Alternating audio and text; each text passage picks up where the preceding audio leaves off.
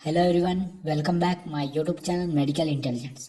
तो हम पढ़ रहे हैं ईयर डिसऑर्डर्स। तो ईयर डिसऑर्डर्स के अंदर हमने फर्स्ट टॉपिक पढ़ा था ईयर की एनाटॉमी एंड फिजियोलॉजी, और सेकंड टॉपिक में हमने पढ़ा था असेसमेंट ऑफ ईयर डिसऑर्डर्स। तो असेसमेंट और उसका फर्स्ट पार्ट और सेकंड पार्ट दोनों आप देख लीजिए, उसके बाद कंटिन्यू करिए, तभी आपको अच्छे से क्लियर समझ में आएगा। तो आज हम पढ़ेंगे मैनेजमेंट ऑफ ईयर डिसऑर्डर। तो ईयर के कौन कौन से डिसऑर्डर हो सकते हैं, कौन कौन से डिसीज कॉज हो सकती है, वो सभी डिस्कस करने वाले हैं। तो सबसे पहला है फर्स्ट ओटाइटिस एक्सटर्ना। तो ओटाइटिस एक्सटर्ना क्या होता है? Inflammation of the external ear canal is known as otitis externa.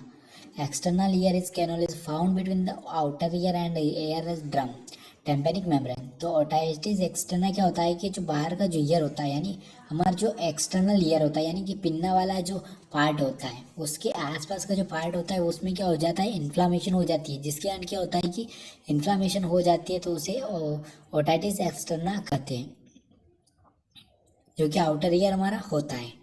फिर इसके पास में ही हमारा मिडिल ईयर के अंदर आ जाती है टेम्पेनिक मेम्ब्रेन और drum.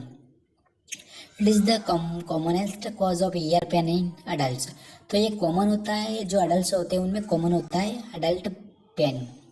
It is also known as swimmer ear causes. तो इसके कॉजेज क्या है?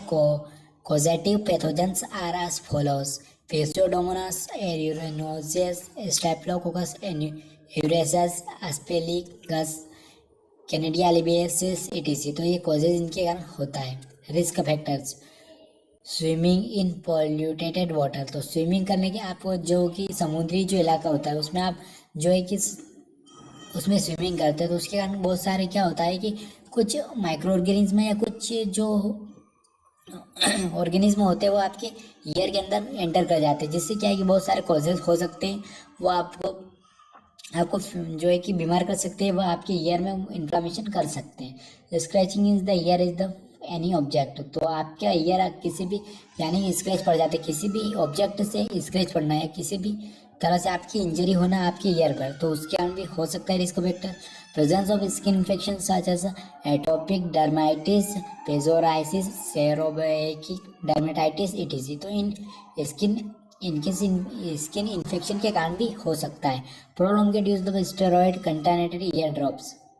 तो ज़्यादा टाइम से आप अगर जो स्टेरॉइड ड्रॉप्स जो होते हैं, यानी कि ईयर के लिए वो जो यूज़ करें, तो उसके कारण भी हो सकता है। फिर क्लिनिकल फीचर तो क्या क्या इसके सिम्टम्स हमें देखने को मिलता है। तो ईयर पेन हो सकता है, इचिंग हो सकती है, रेडनेस हो सकता है, स्वेलिंग हो सकती है। फिर आगे हम यहाँ पर कंटिन्यू करते हैं।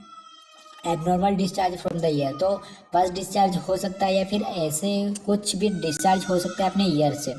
फिर हियरिंग लॉस में भी होकर, तो सुनने में भी आपको प्रॉब्लम्स हो सकती है। तो इसकी डायग्नोसिस करते हैं। तो डायग्नोसिस किस तरह से कर सकते हैं? इसका फर्स्ट क्लिनिकल फीचर्स देखकर पेशेंट में, हिस्ट्री टेकिंग करके पेशेंट की जो कि पास्ट हिस्ट्री देखकर, ऑटोस्कोपी एग्जामिनेशन। तो ऑटोस्कोपी एग्जामिनेशन कर सकते हैं। Culture and sensitivity examination. तो कल्चर एंड सेंसिटिविटी एग्जामिनेशन के थ्रू चेक कर सकते हैं। फिर इसका ट्रीटमेंट क्या होता है? तो ट्रीटमेंट इसका फर्स्ट है antibiotics, oral and ear drops. Second है एनाल्जेसिक ड्रग्स। तो एनाल्जेसिक ड्रग्स जो है कि पेन को रिलीफ कर देंगे, जिस जो यहाँ पर देख सकते हैं एस्प्रिन, एसेटामिनोफेन। फिर थर्ड है कॉर्टिकोस्टेरॉइड्स, जो कि रिलीफ करेंगे इन्फ्लामेशन को और इचिंग को।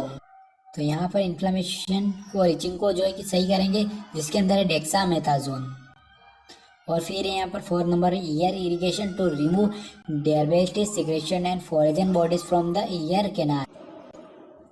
तो यहाँ पर ईयर इरिगेशन के अंदर क्या होता है कि कुछ फॉरेन बॉडी जो होती है, यानी कि समझ लीजिए कुछ भी कंकर हुआ या फिर माइक्रो ऑर्गेनिज्म हुआ या फिर कोई छोटा सा जीव, यानी कि कोई भी जो जो फॉरेन बॉडीज जो होती है उसको रिमूव किया जाता है इसके अंदर से, ईयर कैनाल के अंदर से। फिर इसके अंदर क्या है? Nursing management. तो फर्स्ट है असेसमेंट। तो असेसमेंट के अंदर है vital sign of the patient. तो vital sign assessment, general health assistant, severity of clinical manifestation, presence of any abnormal ear drainage. तो सभी यहाँ पर जो है कि हम असेसमेंट करेंगे। एंजाइटी लेवल उसका भी चेक करेंगे। फिर ये knowledge level regarding, knowledge level उसका चेक करेंगे। फिर यहाँ पर ओटाइटिस एक्सटर्ना में भी produce hearing loss of assess the patient hearing. तो यहाँ पर पेशेंट को सुनाई दे रहा है या फिर सुनाई देने में कोई प्रॉब्लम आ रही है, वो यहाँ पर असेसमेंट करेंगे। फिर यहाँ पर नर्सिंग केयर प्लान, तो नर्सिंग केयर प्लान यहाँ पर हम इसका बनाएंगे कि किस प्रकार से पेन से रिलीफ कर सकते हैं। तो इसका फर्स्ट केयर प्लान बनेगा पेन पर, तो पेन को कैसे मैनेजमेंट करना है उसकी पूरी डिटेल यहाँ पर दे रखी है। रिलीफ पेन कैसे करना है पूरा यहाँ पर जो इसका नर्सिंग केयर प्लान बनाया गया है। तो यहाँ पर अच्छे से आप देख सकते हो और नोट कर सकते हो। हम आपको दिखा रहे हैं नर्सिंग केयर प्लान कुछ इस प्रकार से यहाँ पर बनेगा। पूरा सेकंड पॉइंट इसका यहाँ पर देख सकते हो कम्युनिकेशन के लिए हेयरिंग लॉस, अगर हेयरिंग लॉस है उसको सुनाई नहीं दे रहा है तो किस प्रकार से उसको कम्युनिकेशन करें कि वह अच्छे से समझ सके। तो उसके लिए यहाँ पर केयर प्लान दे रखा है। फिर रिस्क फॉर सेकेंडरी इन्फेक्शन, तो सेकेंडरी इन्फेक्शन जो होगा उसके लिए भी यहाँ पर केयर प्लान दे रखा है जो कि रिलेटेड हॉस्पिटल इन्वायरमेंट।